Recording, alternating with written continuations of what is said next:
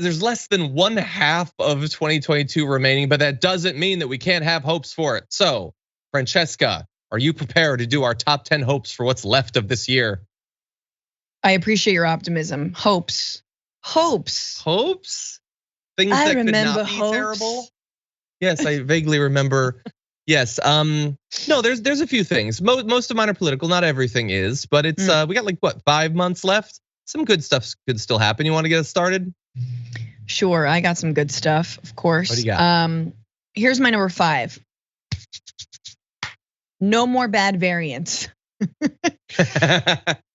I am thinking,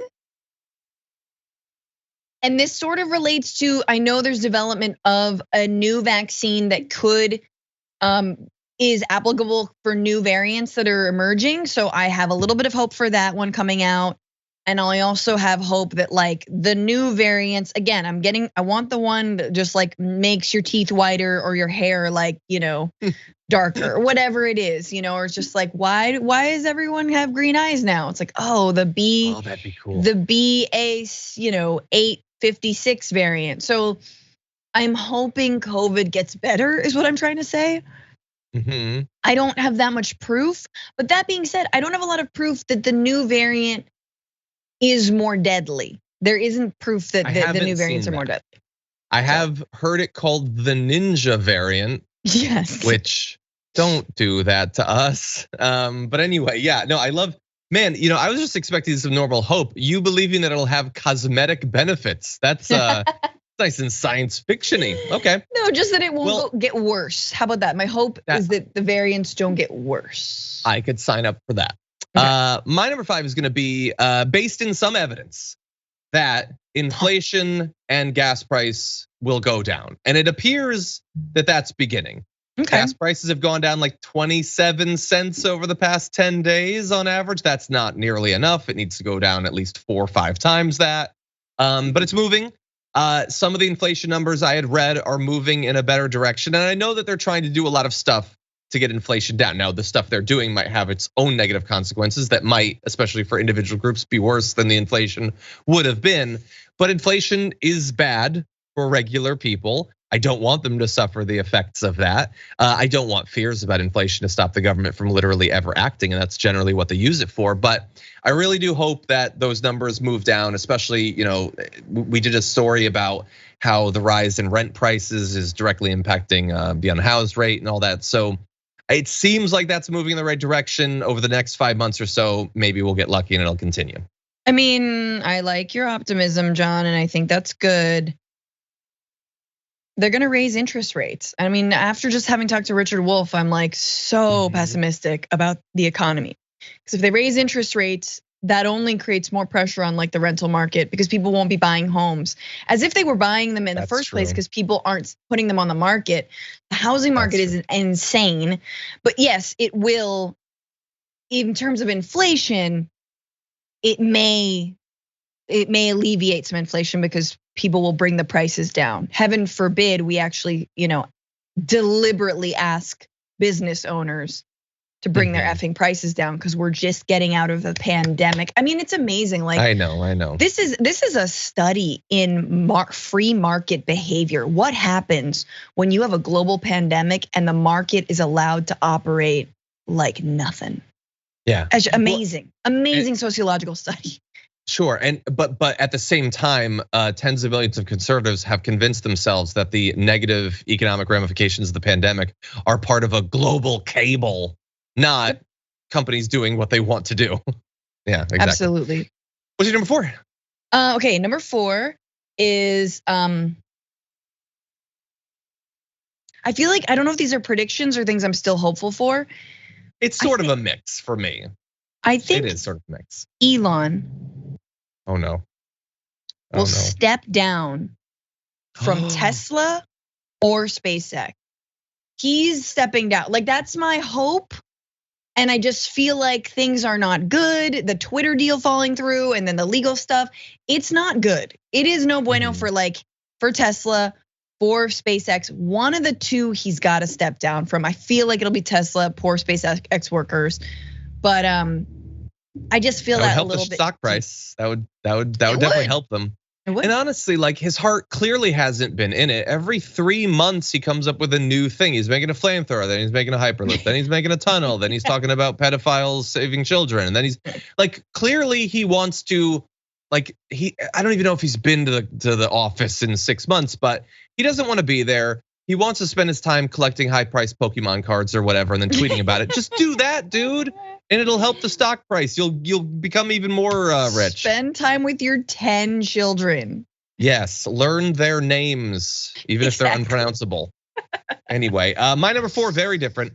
I am just hoping that She-Hulk is good.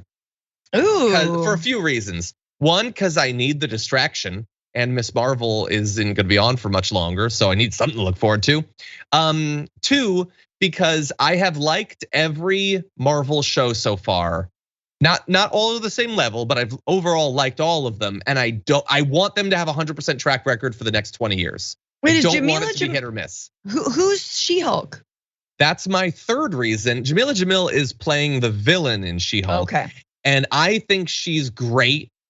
And this is the first big thing she's been in that I know of, at least, following The Good Place. And I want her career to take off. So she kind of needs her second thing to be a hit. She's I hope fine. she's awesome. She's fine. She'll be, no, for her sake, but I want her to be awesome in things.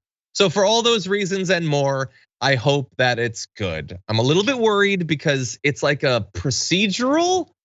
And I don't know what that's gonna feel. I don't really watch like Law and Order and stuff like that. So who's playing She-Hulk? Tatiana Maslany? Okay, that sounds like Maslany. She's a woman of color, so she will be trolled over that. Oh, 100%. But yeah, she was the star of Orphan Black. Everybody loved her. I haven't watched it, but she's apparently a really good actress, and we'll see. Okay. We'll see. Amazing, amazing. Hopefully she actually bulks up. Well, that is definitely CGI. She's like twice as tall when she's She-Hulk. But anyway. Oh right, Hulk, I guess. I just thought Mark Ruffalo got that big. I know. I thought he was green because he ate spinaches or something. Yeah. I don't. Men do it the real way. Yeah. Anyway, what's your number 3? Okay, number 3. Oh God, I read an old one. Okay, where am I? Wait, I had it top 10. Okay, number 3 is Argentina winning the World Cup. The World Cup is this year. Look at that. Yes, the World Cup is this year. It is in November. I have many reasons to be excited about it. And for when it is in Qatar, which is interesting because I used to work for AJ Plus and swore to myself I wouldn't still be working there by the time the World Cup in 2022 came around, and lo and behold, I'm not. Do I sort of regret not having the paycheck? Yeah, I do. But Argentina has gotten to the final now twice, and yes, I believe the last time they didn't get to the final the last year, but they deserve to win. This is probably Messi's last World Cup, if not, or second to last, but most likely his last World Cup. And I really want them to win. He deserves to win. They deserve to win. I think they've got a good coach. I've got to get up on this obviously before November. It's just my deepest desire. I lived there for many years. Everyone loved to like crap on Messi because he had never brought any, he didn't bring the World Cup home. He did bring the Copa America home for Argentina. So he's brought national cups home. But I have lots of thoughts if anyone wants to talk about soccer, or football. Because what happens in Latin America is a lot of the best players, they go to Europe and they play. Sure. And so they're not used to playing with one another as a team, whereas European teams then have an outsized advantage because most of their players, if they've got good players, they stay inside the European leagues. So there's just sort of, they gouge because of course they can pay more for South American players and Latin American players or players from all over the world. So anywho, that's my wish and hope. We've got a good. I have nothing to add to that. Yeah, we have a good group. It'll be fun. I'll be waking up at 5 in the morning to watch those games. Awesome. I want that for you. Yeah. But I don't I don't have anything. If anything politically like happens, The United States. I'll talk about it, but that's about the it. United States, I don't think qualified. Probably not. I don't think they qualify. Anyway, is it the Women's World Cup? We'd probably do okay. Okay. Oh yeah. So, I don't have anything, but I hope I will root for them. I will do that. My number 3 is actually our first crossover, sort of. It is that we will have at most a low summer COVID peak. Like I haven't talked about it much on the show. I usually talk about COVID on the pre-show these days. Right. LA, the positivity rate has gone up a lot. And the BA.5 Ninja variant that evades the immune response is spreading. And so it hasn't yet made a huge difference to the national numbers. I'm just hoping that they roll out that booster. I'm really hoping that we can avoid, because if it starts to rise again, nothing is gonna happen. Nothing is gonna change except that a lot more people will be dying. We're not going back to it. Nobody cares. Conservatives will literally start shooting people if you ask them to wear a mask. So I'm really hoping low summer COVID peak. Oh my God, me too. I'm starting to see in doctors' offices in California, guys. So there's a lot of caveats here. A little bit of as I'm going in for all these, maternity screenings and stuff. A please wear a mask. Sure. And it's oh good, that is a doctor's office in a blue state. In a that's the first step. Yeah. First step, just wear your goddamn mask. But God, I hope so too. I really hope so. And Yep. I have so many. We have a lot. We should do a top 10 on hopes for the healthcare industry or hopes for public health going forward. I'll write it down. Because there's so much to say about it. Okay. What is your number 2? Okay, number 2 is political. My hope is that the Democrats hold on to one house of government. Do you have a preference or? Obviously, my preference is the Senate. I think that's going to be difficult. But look, if Fetterman wins, that's good. That doesn't change the balance though. Right? We need to win in what are those other 2 goddamn states? Wait, I thought they were replacing Casey. Hold on. Senate, I'm not Michael Shore. I can't remember all of this. I don't remember well, so first of all, we have Herschel Walker versus Warnock. There's a lot of things that can throw off that. There's map. A lot of moving. You're saying parts. To increase the. Yeah, I need to look up the Cook, their estimate of that. I'm actually not sure exactly how that's shaking out recently. Yeah. Whatever. Yeah. I just want to hold on to one of them. I guess I care more about the Senate because it feels like that's where the biggest stronghold is, and somehow it's 2 people and Kirsten Sinema and Joe effing Manchin. Yep. And I care about the House less because the House has actually been passing some good stuff. And the Senate is always a firewall against the best and or worst instincts of the House. So if the House flipped and it was if the House flips and they just put up ridiculous measures after measure, but we have the Senate, then they can go suck it, like Republicans are basically telling Democrats to do now. But I think our likelihood of maintaining the House is higher than our likelihood of flipping the Senate 2 more seats. Yeah, it's not even it's further flipping the Senate, I guess. And I'll have more to say in a minute. But first, my number 2, it is going to be $10,000 in student loan debt cancellation. Come on, it's the bare minimum. Yeah. Young voters hate you, and they should. If you just help them, just help some of them a little bit. Do the thing you can actually do. I know that you've convinced yourself that you can't do virtually anything, but you know that you can do this thing. And so just do it, just do it. You know that you need to do it. You know that you can do it. You know that people want to do it, and you know that you promised you'd do it. And so it's probably naive at this point to expect that they'll do the thing that even recently they've hinted they're gonna do, but I hope that he does it. And I hope he does it soon. What's your number 1 then? Correction on previous ones. Yes, the US did qualify for the World Cup, so good for them. They're in kind of a difficult.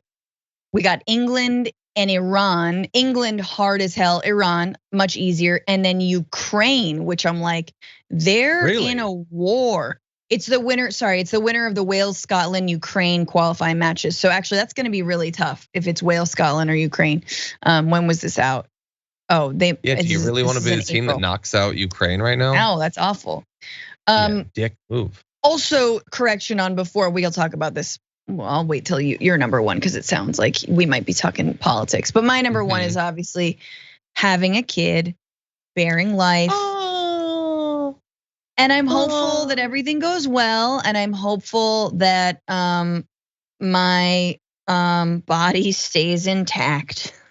And I'm hopeful that everything goes perfect and I just birth like a mermaid egg, just like bloop, and everything is wonderful. And that I have no problems and that she sleeps like a baby. And by that, I mean she sleeps like my husband, who sleeps like a rock because babies don't sleep very well. So anyway, you're always worried at this stage. I'm like 6 months in and I'm like scared something's gonna go wrong. And like, you hear horror stories. And so it's just kind of this like entering the 3rd trimester, getting scared, getting excited. And yeah. Yeah, I think the fact that you had 5 and you made 1 about you is a little bit selfish, I think. Kind of a messed up, I think. Hopeful. Like I care about like the state of the country and you're worried about you. But anyway, me, it's about the future. So a lot of things. It's about little Greta. Oh, are you gonna name her Greta? Gretita. No, I'm not. And then you're gonna talk to her in that voice. You won't go to sleep? How dare you? Yeah. How dare you? Yeah. Anyway, yeah, a lot of these are speculative. I think that you're onto something. I think there's a good chance that what you wished for will happen there. And fingers crossed, hope everything goes super smooth, super easy, super as cheap as possible, and that you get a lot of sleep and that you return to co-hosting Mondays soon. In 2 weeks. No, that would be awesome.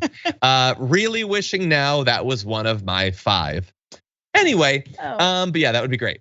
My final one is going to be our second overlap. We share some interests. And that is that some miracle allows the Dem to maintain control of the Senate specifically. The House would be great, but at least if we lost the House, then I think that's it for Nancy Pelosi in leadership, or does she try to return in 2 or 4 years? Oh God, no, that's gotta be it for Mama Bear. But anyway, no, the Senate is more individually important. Either one provides a firewall in terms of legislation, but with the Senate, I guess you can still have Supreme Court justices maybe.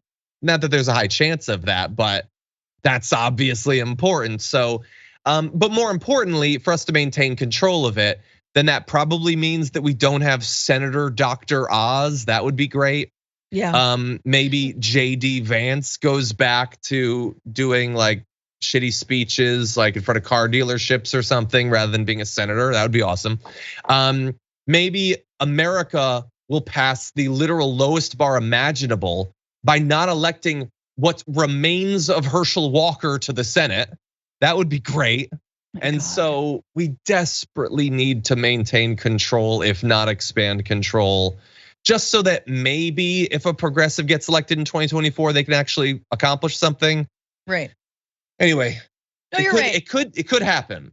It could happen. These are not baseless. No, exactly. And it is Pennsylvania and Wisconsin that are the most focused on. And is Wisconsin where Masto's running? Good question. As we look this up. No, sorry, that's Nevada. We have to hold on her seat. Yeah.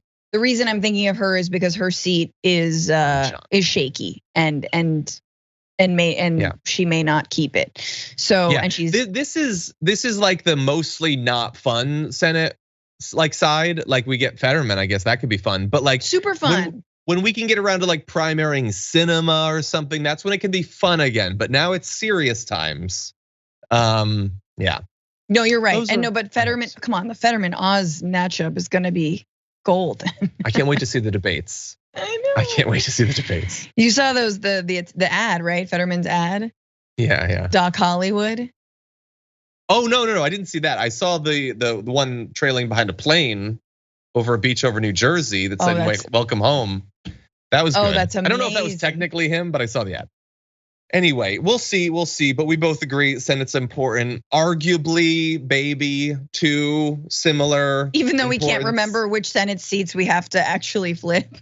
Oh no! I by the way, like 10 cycles ago, I gave up on remembering all of the different ins and outs. I remember them when I need to, and I know the core stuff. I don't remember where everyone is.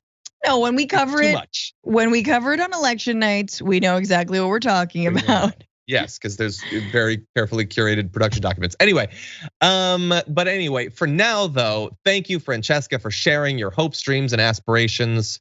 Everyone, say a little secular prayer for baby Greta. And with that, thank you for making this possible by being a member and helping out the channel and the network.